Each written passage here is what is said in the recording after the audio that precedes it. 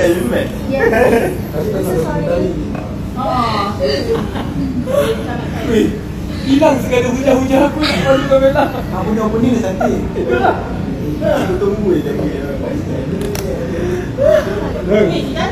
Tak, dia kelakar. Weh, macam mana? Tak, aku nak.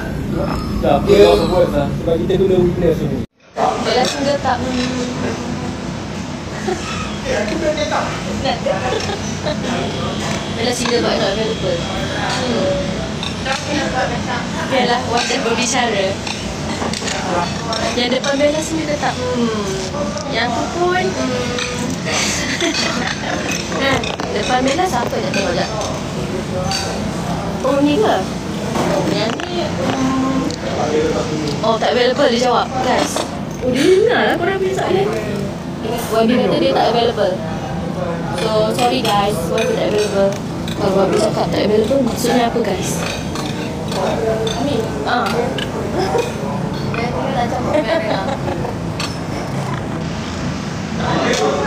Apa bagi ramai apa ni dia? Kalau dia malu-malu dia orang dalam ada kenyang. Jack. Kau makan ikan mat. Siap ke? Kita duduk makan dia tak makan. Apa? Ini tak? Buat tak? Namanya bukan untuk elok pasal dengar. Lagi bahagia macam Bella dia lagi bahagia. Nak tukar je lebih indah. Saya tak ada lakukan yang yes, Indonesia.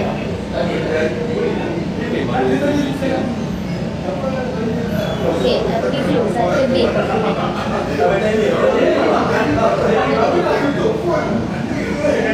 Oh yang ni lebih baik pizza. Kan? Oh ni yang you buka last minute dia pizza dengan pizza. Kenapa? Lebih baik pizza, lebih baik. Baik. Hah? Pasal kita ambil tahu. Ish. Ini? Dia tahu dah. Oh dia indah. Dia indah. Dia tak rasa nak kawan kita. Tapi indah pun bisa. Baik tu macam biasa je. Sebab Bella rasa indah sangat. Kerana saya selalu guna kata baik, lebih baik. Sekali baik. Every loading. Every loading. Banyak makan. Bella dia walau juga Indonesia sebab dia sekali dalam cadangkan kita sekali. Jangan.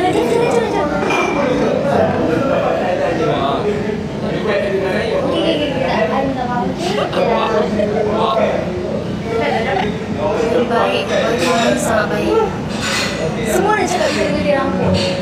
Semua orang cakap kita gede rambut. Sebab kali terakhir dia rambut Bella yang maksa. Cik, tepi Cik, jangan masuk Cik. Tepi Cik. So kena beli rambut macam ni kali ni. Soalan lagi besar. Minta rambut baru. Tak. Bella dia rambut 2,000. Dia kalau beli rambut ni tak boleh. Ada ke? Bunuh je, bunuh. Tak, okey, nanti Bella bawa. Tidak. Tidak, kan. Okey, nanti Bella bawa dia.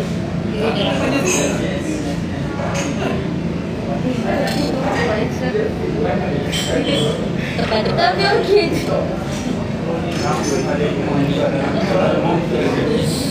Nak di mana?